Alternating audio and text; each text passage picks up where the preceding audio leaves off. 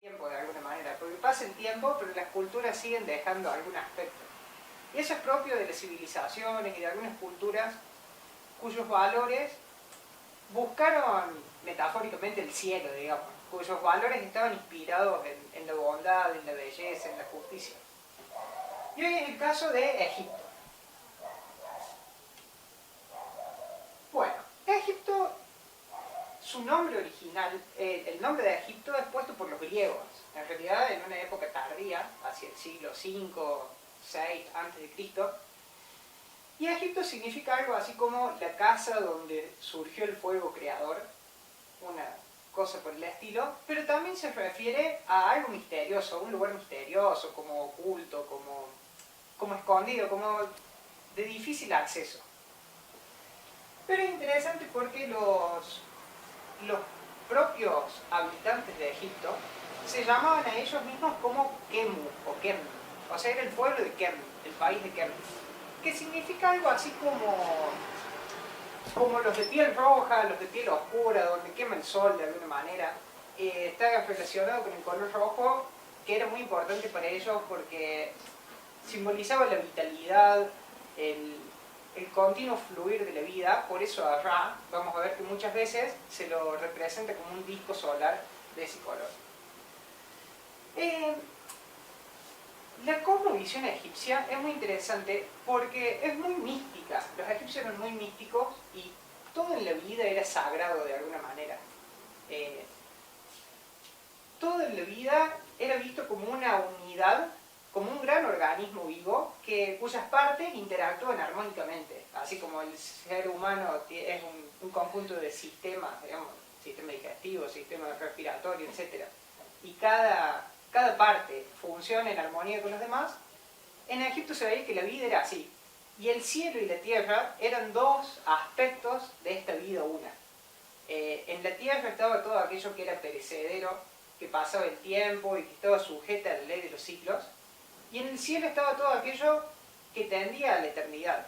Estaban las cosas que no nacen ni mueren, sino que son, digamos. Y entre las cosas del cielo estaban las leyes celestes, estaban los valores, estaban las virtudes para el ser humano, y estaban los dioses también en su cosmovisión. Y así como existían ciudades en el plano terrestre, fíjense ahora la profundidad que tenían, no solo construían ciudades en la tierra, sino que construían ciudades para los muertos, llamaríamos nosotros, en el más allá. Entonces, por ejemplo, en Tebas, acá no van a ver, pero después en la filmina pueden ver, Tebas tenía una parte, la parte del este era la ciudad de los vivos, y la parte del oeste, que era el Valle de los Reyes, era el lado de los muertos, digamos, la ciudad de los muertos. Ahí se enterraban a los faraones y a los sabios. Fíjense qué natural también la forma de verlo, que la ciudad de los vivos estaba del lado del este, porque es por donde nace el sol, o por donde nace el día.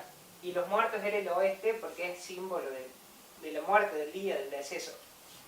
Digo muerte entre comillas porque no consideraban la muerte los egipcios como lo vemos nosotros. Por eso es muy difícil estudiar culturas tan antiguas sin tratar de sacarse los lentes de nuestros propios prejuicios. Pero ellos consideraban la vida una y que las cosas se desarrollan cíclicamente y la vida humana está dentro de ese ciclo, digamos. En algunos momentos tiene una vida manifestada y en algunos momentos tiene una vida en un mundo invisible para este plano, digamos. Y ese concepto es fundamental para cuando lleguemos a la parte del juicio del corazón. Podríamos decir que el cielo, por así decir, de los egipcios, algo semejante al nirvana del budismo, era el Amenti, o era el país de Amón. Amón era una deidad fundamental, que estaba más allá de la vida y de la muerte, podríamos decir. Les pido disculpas, no traten de leer, para que no se saquen los ojos, después les pasamos la filmina. Algo muy interesante de Egipto en esta dualidad cielo, tierra, vida, muerte, que desarrolló y fundamentó esta cultura. Fíjense que todo su país, que se hizo a lo largo del río Nilo, es como una especie de cruz, porque de norte a sur lo marca el río Nilo y de este a oeste lo marca el sol. Fíjense la profundidad con la que ellos se desarrollaban también.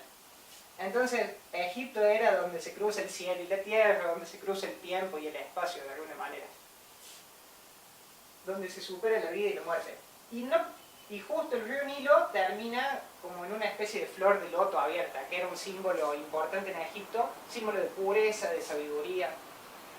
La flor de loto tiene la cualidad de que sus raíces están en el barro, atraviesan el pantano, digamos, y se abren hacia el sol. Y cuando el sol se va, se cierran. Y cuando vuelve el sol, se abren. Y había lotos especiales para los egipcios que se abrían no ante el sol, sino ante el paso de los sabios. Bueno, se ve que había sabios también en Egipto y se abrían esas flores, pero parece que hace mucho que no se ven. Y para ir sintetizando, el objetivo de esta charla, como el eje fundamental, va a ser tratar de rescatar de esta cosmovisión egipcia cuáles son los valores principales que ellos consideraban en el ser humano, cuáles son los valores atemporales que ellos persiguieron y que se ve que algo de atemporal tenían porque han pasado los milenios y todavía seguimos hablando de ellos. Y ver si algo de eso es práctico para nosotros en el día de hoy también. Bueno, el río Nilo, como les comentaba, era como el límite entre lo celeste y lo terrestre. Y así como había un Nilo manifestado, había un Nilo celeste, una especie de océano para los griegos, que es el que alimentaba la vida en el mundo invisible de alguna manera.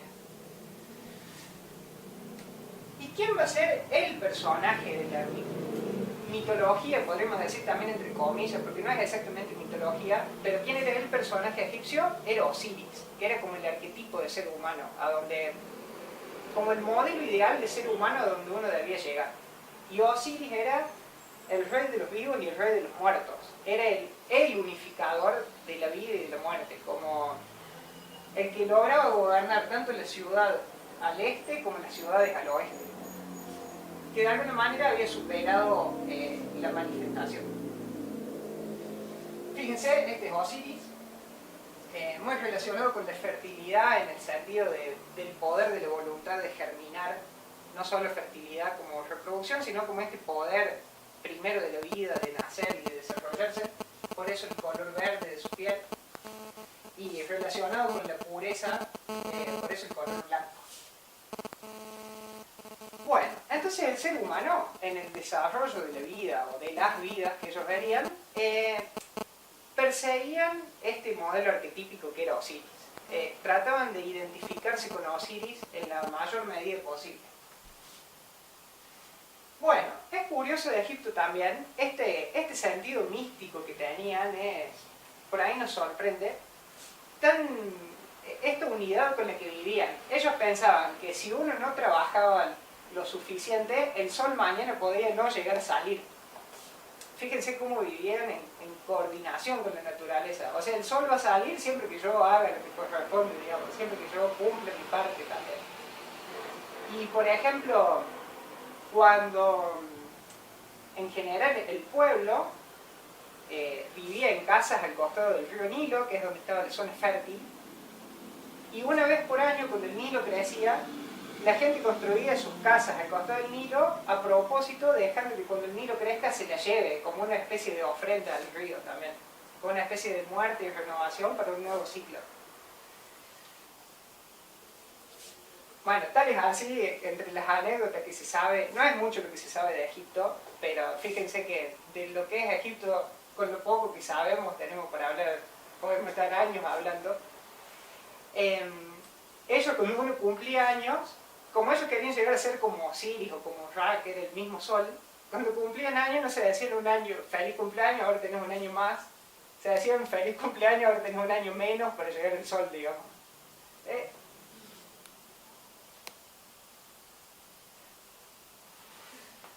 Bien, también uno puede preguntarse de dónde sacamos estas cosas de los egipcios, porque cuáles son los registros o dónde están. En general, Egipto durante la Edad Media desapareció. Fíjense que desaparece de la conciencia colectiva. Para Occidente, llegó una época de la Edad Media que Egipto era hablar de un mito, así como hoy hablamos de Camelot, del rey Arturo, digamos que nadie va a asegurar que Camelot existió, pero dicen que Camelot también existió y hoy nosotros lo vemos como un mito. Egipto permaneció en un tiempo mítico, en un olvido y tapado por las arenas del tiempo, hasta que Napoleón, con toda su corte de sabios y de científicos y artistas, van a Egipto y redescubren lo que había ahí. Justamente el que devolvió, si se quiere, la lectura de los jeroglíficos fue Champollion, que fue uno de los que viajó con Napoleón. Pero bueno, imagínense que ahora hablamos de Egipto y en esa época era un mito. Es bastante interesante ver cómo va pasando el tiempo. Lo mismo Troya. Troya fue un mito durante 3000 años prácticamente, hasta que en 1900 vino Schliemann, que era el arqueólogo, y la descubre. Pero, bueno, la vida es un misterio y los egipcios lo sabían, digamos. Y por eso vivían con tanto misticismo. Justamente el misterio era el motor de la vida para los egipcios. Era como justamente el motor que los impulsaba a ir hacia ese misterio. Siempre va a haber algo que desconozcamos, pero uno siempre puede acercarse un poco más. Bien, entonces, en general, el conocimiento egipcio que sabemos han sido traducciones de jeroglíficos, han sido interpretaciones de los símbolos, muy simbólica esta civilización egipcia, y algunas cosas tenemos también de fuentes indirectas, podríamos decir, de relatos o de anécdotas también, o de personajes que han ido recopilando a lo largo de la historia. Pero el origen de Egipto no se sabe muy bien cuándo es. Los historiadores actualmente lo sitúan más o menos hacia el 10.000 a.C.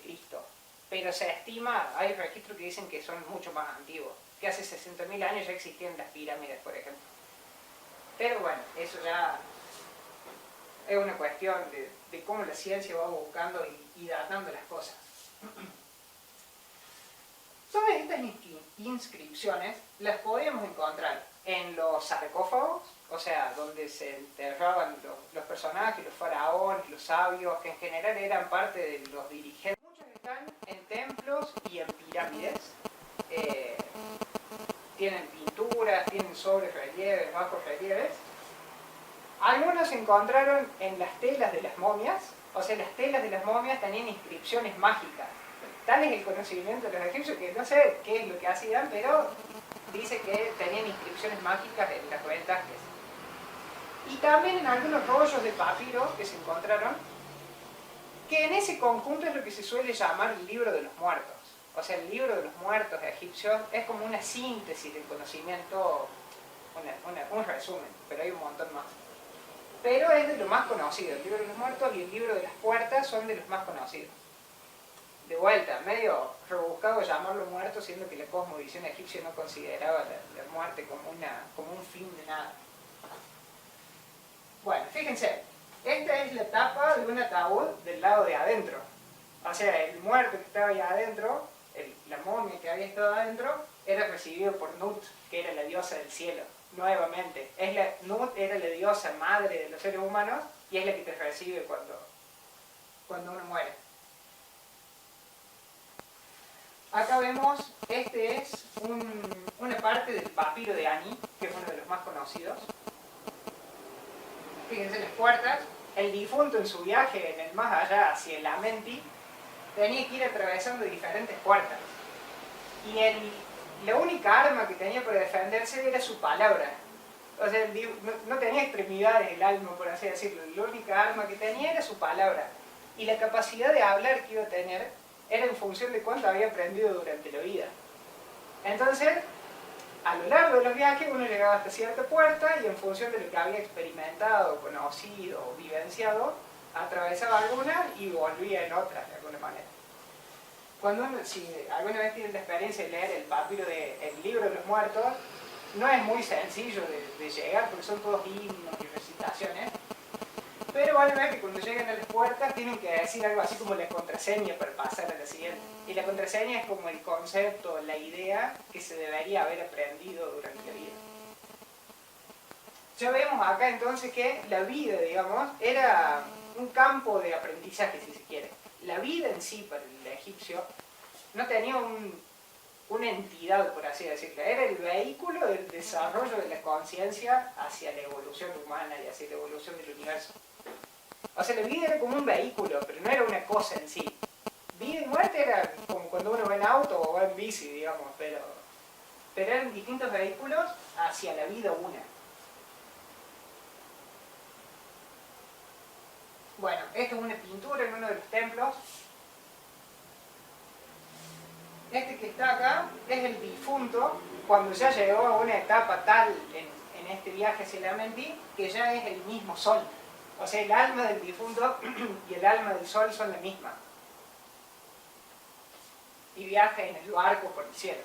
Los egipcios veían que el sol viajaba en una barca durante el día, en un carro durante el día y en una barca durante la noche por las aguas oscuras.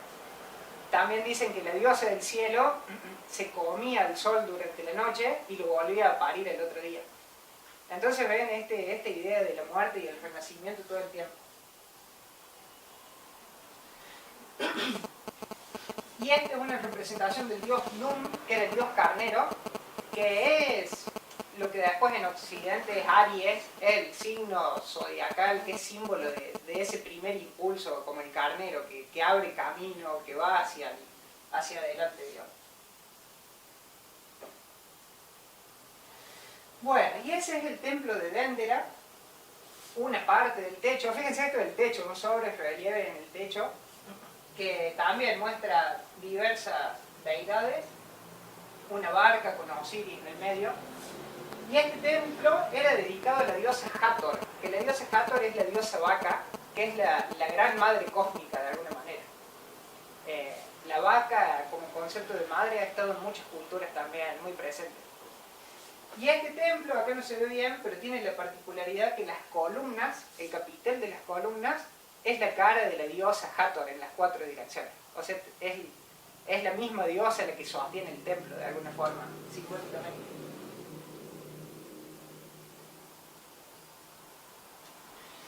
Bien, entonces seguimos un poco más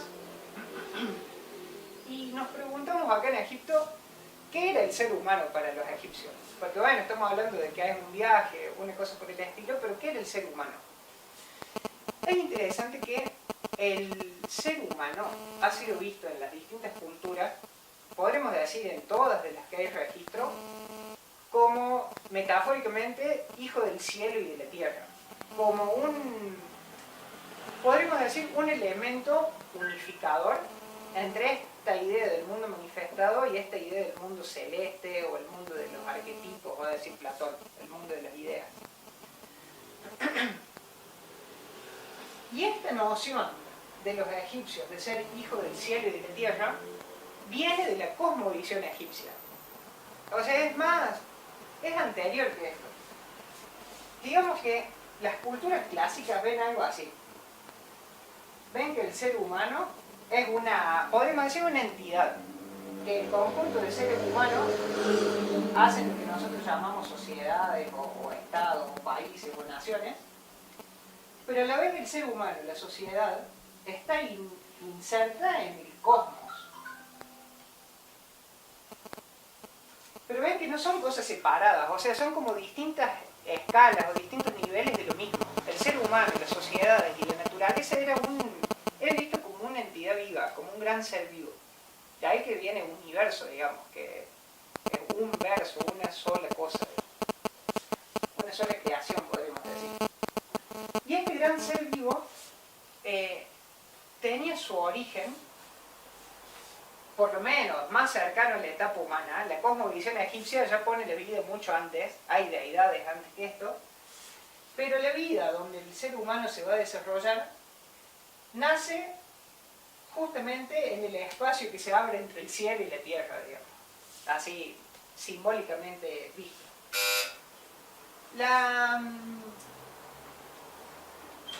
Esta es la diosa del cielo, que era Nut, que se abre, fíjense por la forma, simboliza la bóveda celeste, que está siempre encima nuestro como una bóveda.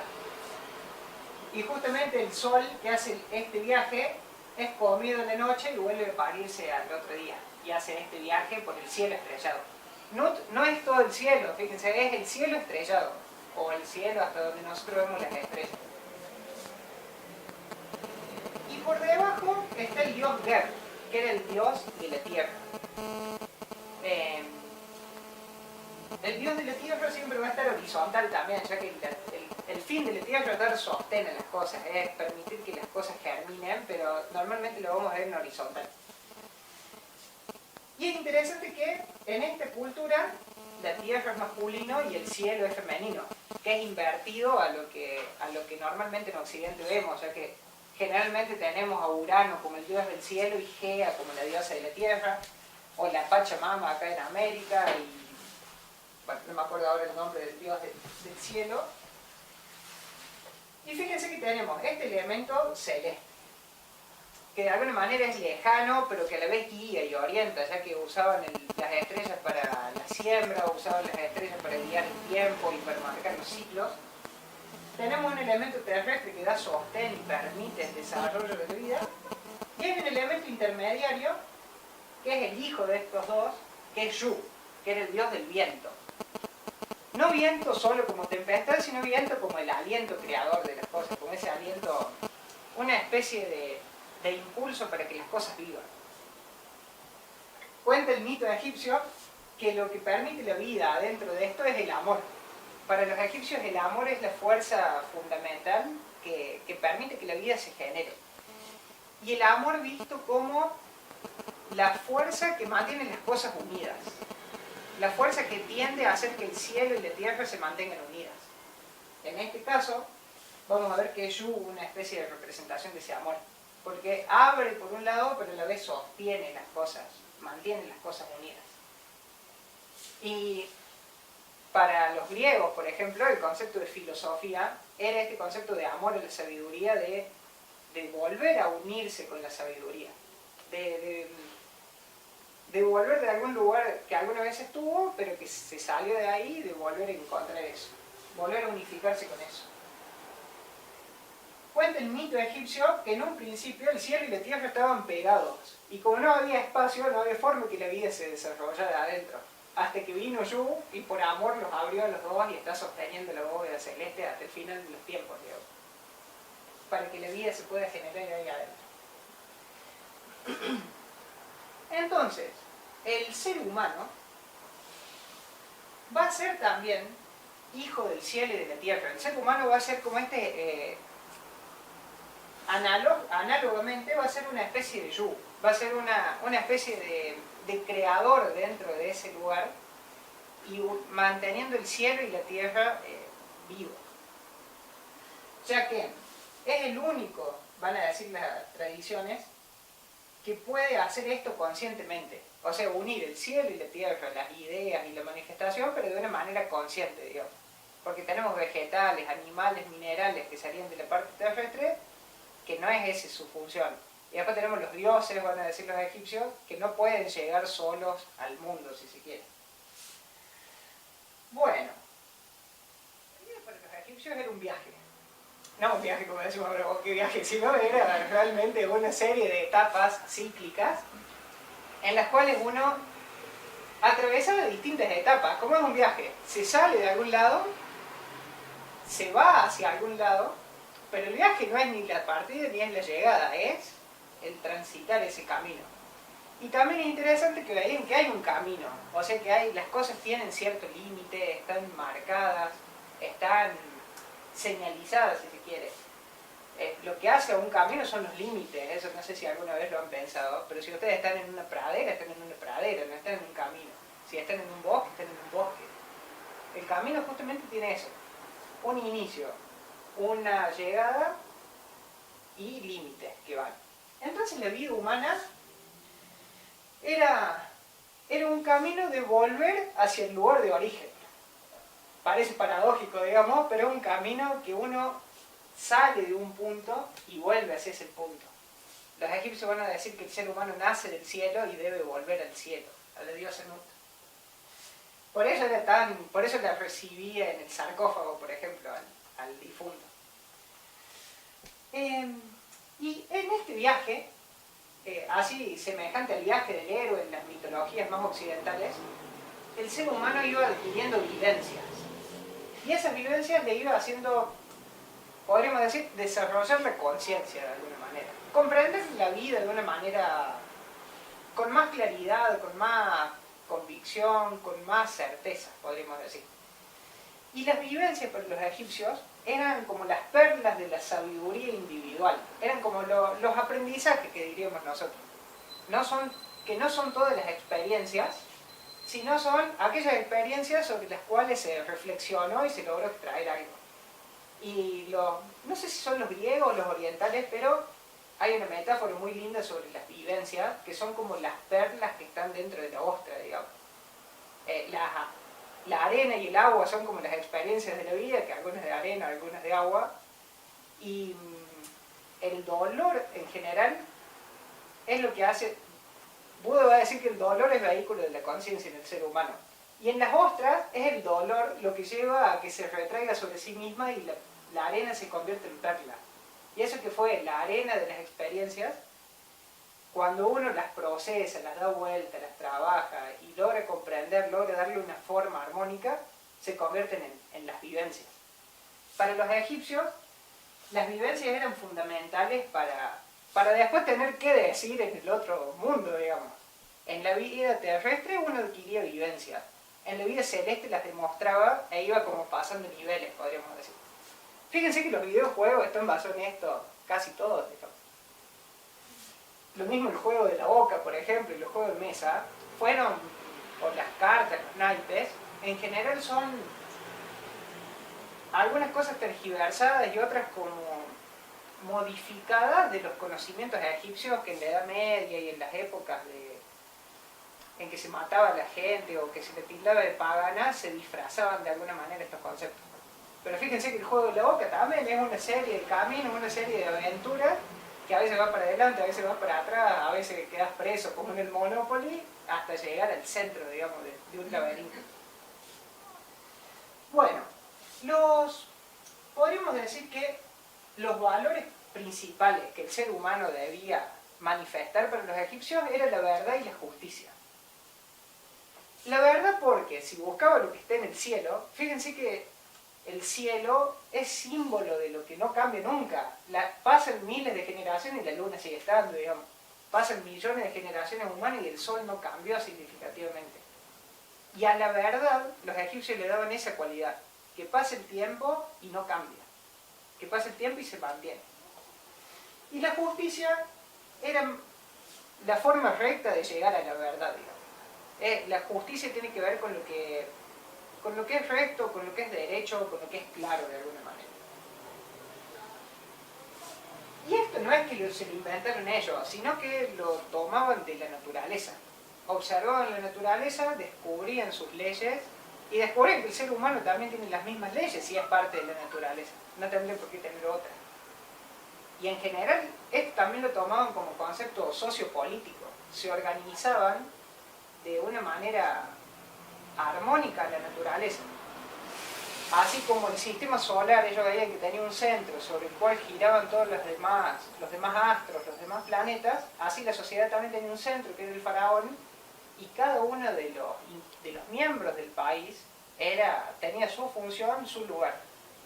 Y eso era el orden. El orden era que cada cosa estuviera en el lugar que funcionaba, digamos, que era útil. O sea que cada cosa encontrara su lugar. Eso es el orden en la sociedad. Lugar que fuera útil para mejor desarrollar la cultura y la sociedad, pero también para desarrollarse uno mismo, ya que la vida era un viaje de experiencia y de conocimiento.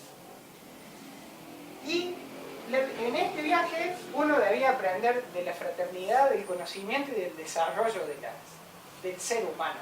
La fraternidad porque solo los egipcios vivían que no vive nadie, veían que no vive nadie solo. O si alguien vivía solo llegaba rápido pero no llegaba lejos, como dice el refrán oriental. Entonces en este viaje uno conocía compañeros, conocía enemigos, se hacía amigos de uno, se hacía amigos de otro, pero en sí aprendía la convivencia y la concordia. de aprender a estar, concordia significa estar corazón con corazón, de que todos estuvieran buscando lo mismo de alguna manera, todos se sabían parte de este camino y se respetaban en eso. El conocimiento porque buscaban las leyes naturales y el desarrollo porque las aplicaban en ellos en este viaje de aprendizaje. Y había tres grandes cualidades o tres grandes virtudes humanas que, más allá de las circunstancias, entendían que estaban siempre presentes, que son la voluntad, el amor y la inteligencia. Y que eran las principales herramientas para atravesar este viaje. Y nacen con cada ser humano, entonces no dependen del contexto, dice. Bueno, y en esto, como les digo, no solo tenían mapas para el mundo terrestre, sino que también tenían mapas para la vida después de la muerte o el más allá. Y ahí tenemos el libro de los muertos o el libro de la oculta morada. Era una especie de mapa en la que uno tenía un primer pantallazo de qué es con lo que se iba a encontrar después. Entonces el mapa, el libro de la oculta morada, es como si viéramos hoy un libro de aventuras, pero es las aventuras del alma en el más allá. Entonces atraviesa pruebas, no se tiene que quemar en algunos lagos de fuego, tiene que esquivar barcos que cruzan, tiene que decir las palabras correctas en el momento apropiado para pasar. Bueno, se ve que lo hacían medio entretenido también. Así que empezamos un poco un resumen de este viaje. Fíjense, así es como empieza el papiro de Ani. Este es el espíritu de Ani. Ani se entiende que era una escriba real de los egipcios y es uno de los papiros que en mejor estado se encontró. Por eso se lo toma de referencia, está muy completo. Este es Ani, acompañado del espíritu de su esposa, que empieza el viaje, este viaje en el más allá. Fíjense que tiene el espíritu en sí, es intachable, digamos, el espíritu no vendría a ser como lo que se encarna si se quiere, pero no es lo que se ensucia en el barro del mundo. Entonces está siempre blanco y reluciente, estos son como rayos de luz.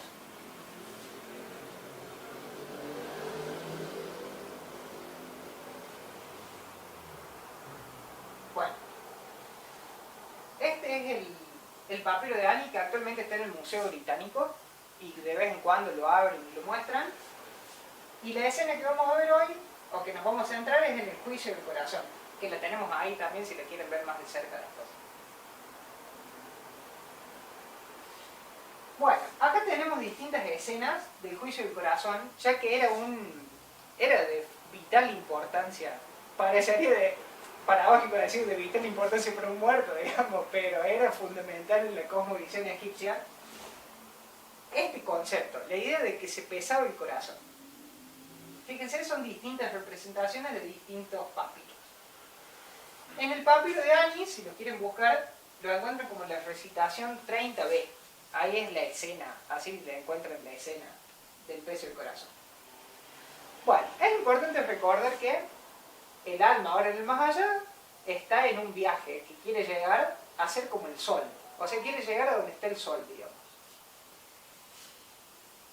Pero, dice, nadie va a llegar hasta donde está el sol si no demostrás que sos lo suficientemente justo o estás lo suficientemente preparado como para ser el sol, como para siquiera acercarte a eso. Entonces, este juicio es de una concepción moral, digamos. Lo que hacen en esta primera etapa es para ver si la persona había sido buena o qué es lo que había hecho de su vida en la tierra. Ya que recuerden que la vida en la tierra, además de ser un camino de experiencias, no era de cualquier vivencia las que se tenían que tener, sino las que hicieran que la naturaleza funcionara armónicamente, ya que si yo no hacía las cosas de la mejor manera, no sabemos si el sol mañana va a salir, por ejemplo. Entonces, la validez moral, la validez de este juicio, que es juzgado ante un tribunal de 11 dioses, va a decretar o determinar si esa persona sigue el viaje o es comido por el monstruo que come corazones y vuelve a la vida en la tierra.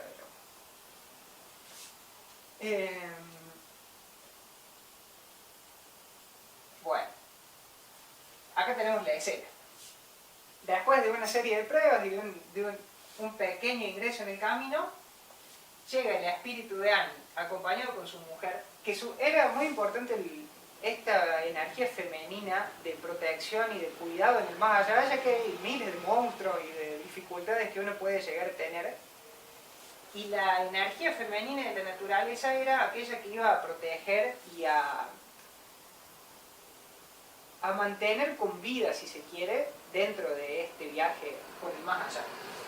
Entre las herramientas del espíritu femenino encontramos un sistro, que es como si fuera un instrumento de percusión que dice que espantaba a los malos espíritus. Entonces, bueno, este es el tribunal de 11 dioses, que está encabezado por Ra, que era el sol.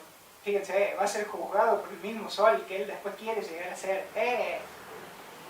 Para entender a los egipcios y su simbología, no lo podemos analizar mucho. O sea, el análisis no nos va a servir mucho con los símbolos. Sí nos puede servir para describir el símbolo, pero es mucho más intuitivo lo que se comprende. Justamente los símbolos son un lenguaje que habla a la intuición más que a la razón lógica, digamos. Entonces, vemos Ra acá, lo vemos después, o vamos a ver que acá está Tot, pero acá también está Tot, y vos decís, ¿cómo va a estar en dos partes a la vez?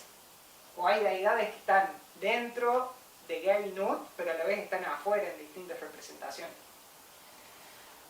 Bueno, la cosa es que llega el espíritu de Annie hasta acá.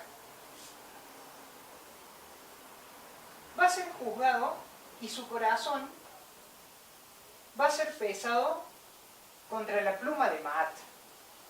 Maat era una deidad, pero además era como un concepto divinizado, que representa el orden, la verdad y la justicia. Y era representado con una pluma porque es lo recto y lo liviano, digamos, lo que asciende hacia el cielo. A ver si... Miren, acá está Maat. Maat es una diosa que generalmente la vamos a ver alada y con una pluma vertical en la cabeza. Y representaba el orden, la verdad y la justicia. Entonces, en la balanza se ponía el juicio, el corazón del difunto, y se pensaba qué es lo que había hecho en la vida. Si las acciones habían sido tan egoístas que pesaban más que la pluma de la justicia, digamos, el corazón no pasaba la prueba y era comido por este monstruo que era Ammit. Fíjense que es un monstruo tan terrible que junta a las peores bestias de Egipto en ese momento. Tiene cabeza de cocodrilo, cola y patas de elefante, cuerpo me sale de carancho, pero no era carancho, pero de una ave carroñera, y el cuerpo de una hiena, que era como lo peor, digamos. Si el corazón de la persona había pesado más que la pluma, era comido y de los excrementos volvía a la vida en la tierra. Fíjense la relación ahora entre la vida celeste y la vida terrestre que tenían los egipcios. Bueno, en el juicio hay dos deidades muy importantes también, que van a ser Anubis, que Anubis es el dios y protector de los muertos, es el guía de los muertos en este viaje hacia el más allá, y es el dios con cabeza de perro, o con cabeza de chacal, que es como un perro negro. Y es interesante porque la figura del perro como amigo fiel del ser humano es muy antigua, y se ve que no es solo en los planos terrestres, sino también en los planos celestes. Una misma deidad la encontramos entre los aztecas, que era Xolotl, es un perro negro igual, y tiene las mismas funciones.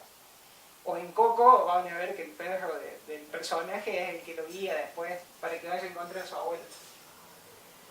Y la otra deidad era Tot, que es el dios de la sabiduría. Entonces el dios de la sabiduría y de la enseñanza también y de la escritura es el que iba tomando registros de lo que pasaba en el juicio. Bueno, y Maat era fundamental porque es la pieza clave, más que el juicio que se le está haciendo es moral, digamos.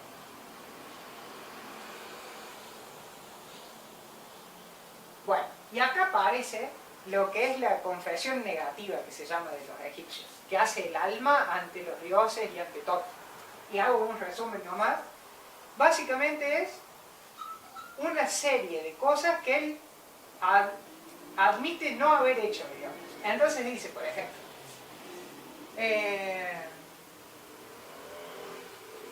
es así, les dice a los...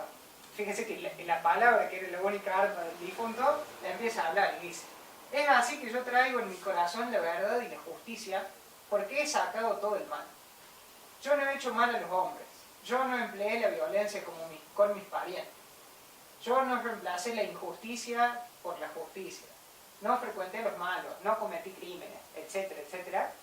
Y termina diciendo: yo soy puro, soy puro, soy puro. Entonces ese es su alegato, digamos, contra los dioses.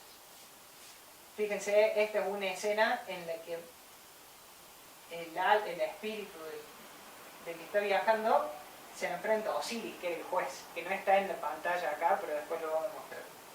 Y le dice que es puro. Acá vemos de nuevo el loto abierto como símbolo de pureza. La pureza como concepto filosófico es muy interesante, porque la pureza es sacar todo aquello que sobra, va a decir Plotino. Entonces, digamos, uno sería puro cuando solamente tiene y hace lo que le corresponde de alguna manera. Cuando no tiene de más ni de menos, si se quiere.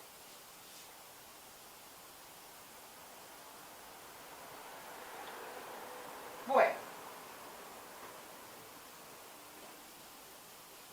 Después vamos a ver cómo sigue el juicio, pero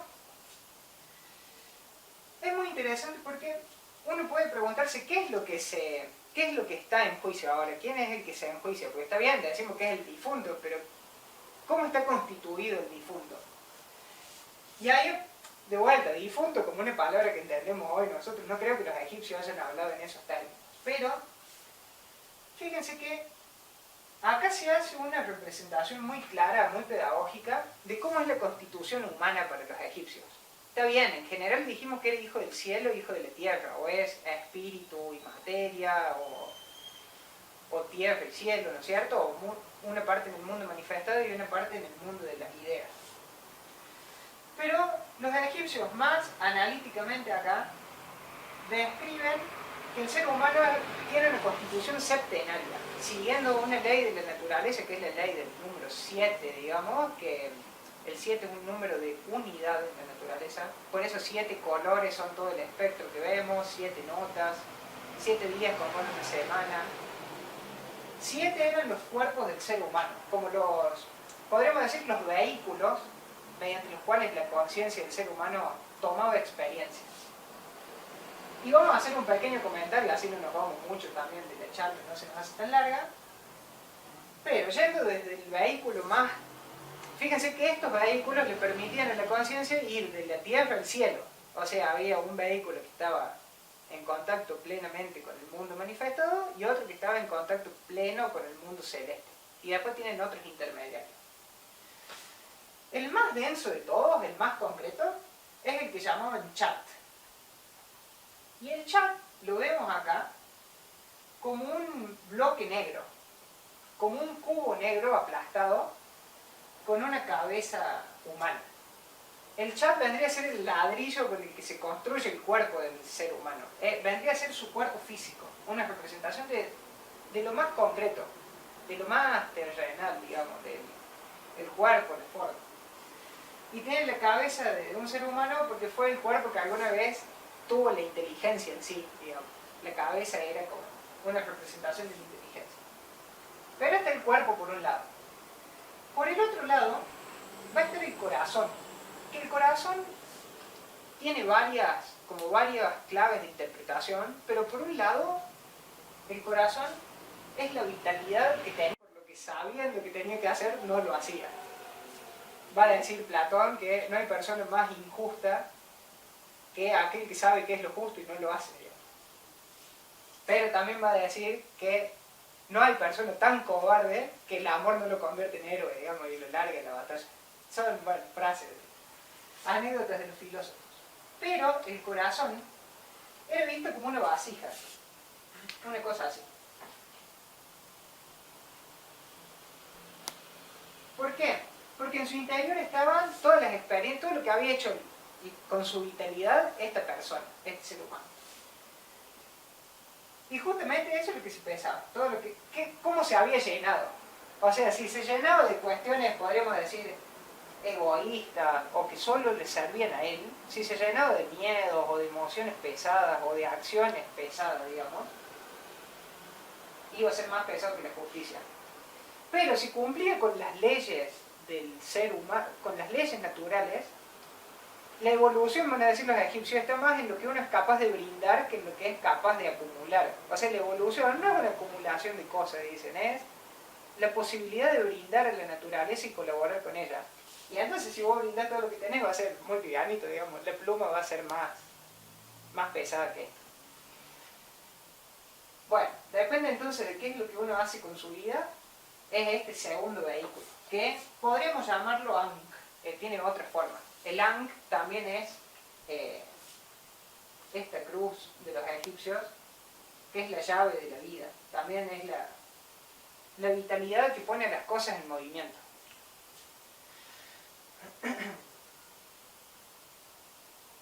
Bien, entonces tenemos el cuerpo físico y la vitalidad.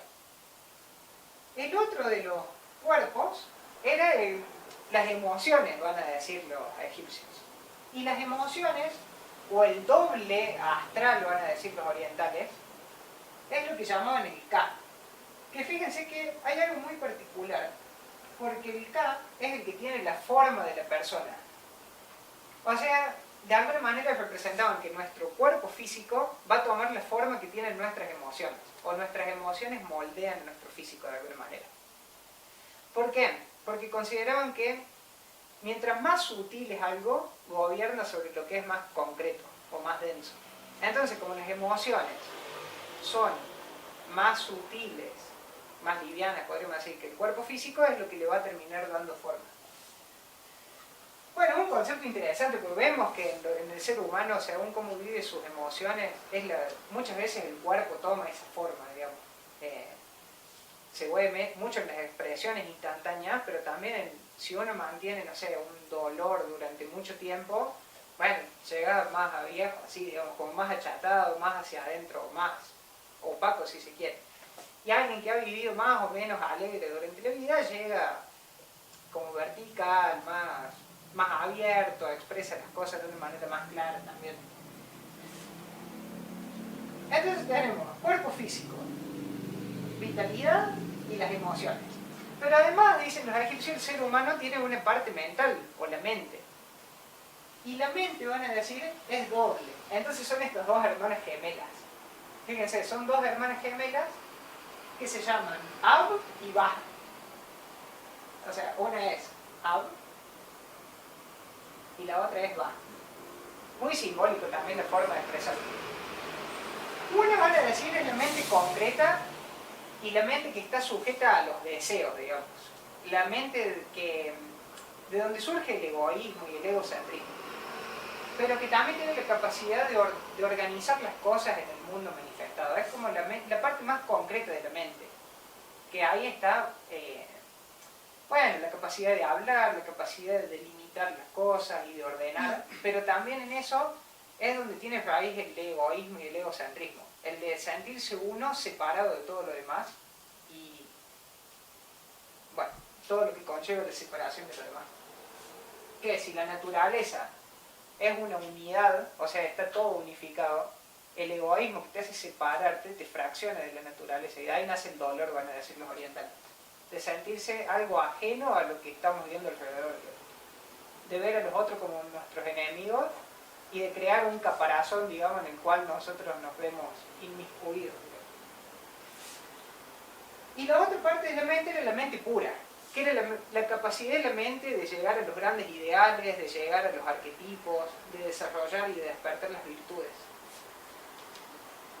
La primera parte de la mente, más opulenta, anda con muchos adornos y vestida con vestidos más brillantes, con perlas, si ven más en detalle. Pero la mente pura está desnuda, está atrás de la otra, pero está desnuda porque no, es pura de alguna manera. ¿Es pura de qué? De deseo, si se quiere, de deseo egoísta, ¿no? No deseo como una aspiración, como la voluntad, digamos, sino deseo como eso. Para los egipcios, en este momento humano, el ser humano está desarrollando esa mente pura, si se quiere. O sea, como el gran común. No todos son sabios, no todos llegan a ser sol, pero la mayoría del ser humano está aprendiendo a usar ese vehículo. Bueno, y después tenemos, fíjense, con la mente, con las emociones sentimos, con la vitalidad nos movemos, con el cuerpo físico tenemos sostén, pero con la mente además comprendemos las cosas, organizamos, nos comunicamos y comprendemos las cosas. Pero veían otra forma mayor de comprensión, que era la intuición, y a la intuición le llamaban Chaybi. Y digamos que la intuición era acá una mezcla de halcón con golondrina. La intuición es la capacidad de comprender sin un proceso mental, digamos, comprender las cosas sin la mente. Y los egipcios lo veían representado como un ave, porque es el único vehículo del ser humano que puede llevarte hasta el sol, es el único que vuela, los otros no vuelan, digamos. Es el único que puede alzar el vuelo hacia los valores atemporales y hacia los ideales. Y es interesante que la parte más elevada, si se quiere, del alma humana, en las distintas culturas fue vista siempre como seres alados. Entonces tenemos la mariposa, tenemos el colibrí en América, o el quetzal también entre los americanos. Bueno, en este caso era una golondrina halcón. Y hasta acá tenemos 6. Pero el séptimo, o el más sutil de todos los vehículos, era el Atmu, que era el espíritu en sí. Y fíjense que hay varias cosas interesantes del espíritu, porque, por un lado, está fuera del juicio. Como el espíritu es lo más celeste, no está sometido a juicio. Y el Chaybi casi que tampoco, fíjense que está como elevado de la superficie. Pero además el espíritu humano, en su esencia, es de la misma altura que los dioses. O sea, los dioses y los seres humanos comparten una raíz común para los egipcios. Su parte más sutil, más elevada, es de la misma naturaleza. Por eso van a decir que el ser humano tiene una parte eterna también, y es la que va tratando de alcanzar a lo largo de este viaje de vidas y muertes. Bueno, ¿ustedes qué dicen? ¿Pasen la prueba o no pasen? Si ustedes fueron juzgados hoy, ¿qué hacen? Bueno, bueno, que sirvamos como alimento, si se quiere, de los monstruos celestes. Bueno, entonces, ¿cómo concluye el juicio de Ani? Fíjense que si Ani, el papiro de Ani, muestra cómo Ani llega a ser uno con el sol, significa que pasó el juicio. Ya el título no era spoiler, pero fíjense qué dice acá la siguiente escena. Así dice Tot, juez de la verdad, a la gran Eneada, que era el tribunal, en presencia de Osiris.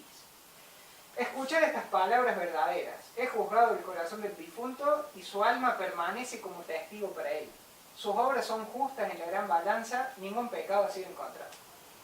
Y le contesta el tribunal y le dice, lo que declaras es verdad. El justificado Ani Osiris, o sea, bueno, no comenté, pero esto de que es justificado significa que habla a través de que la justicia habla a través de él. Eso significa ser justificado. Y Osiris porque se asemeja a Osiris.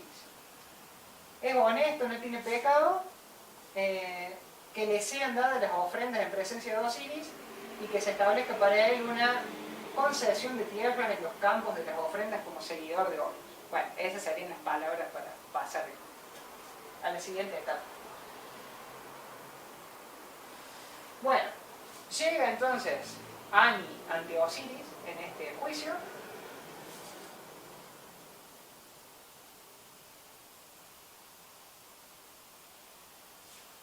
Y le declara a Osiris todo lo que comentó antes, le hace un himno y le reza a Osiris, le dice que quiere ser como él. Fíjense acá Osiris oficia como juez, dijimos que era gobernante de los vivos y de los muertos. Entonces acá está oficiando como juez de los muertos. Y cuando el difunto se convierte en Osiris, pasa el viaje, digamos, sigue el viaje hacia adelante.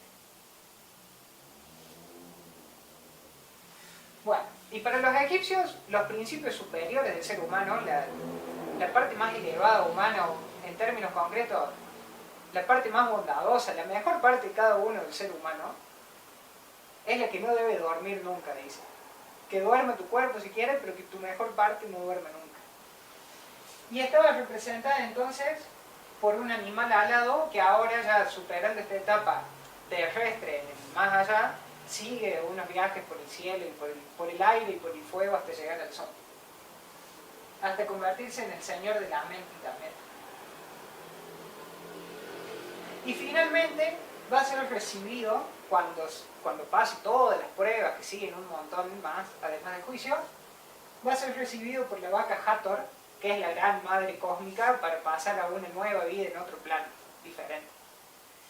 Y el que lo recibe acá es la contraparte de Amet. ¿Se acuerdan que Amet era el monstruo con cabeza de cocodrilo?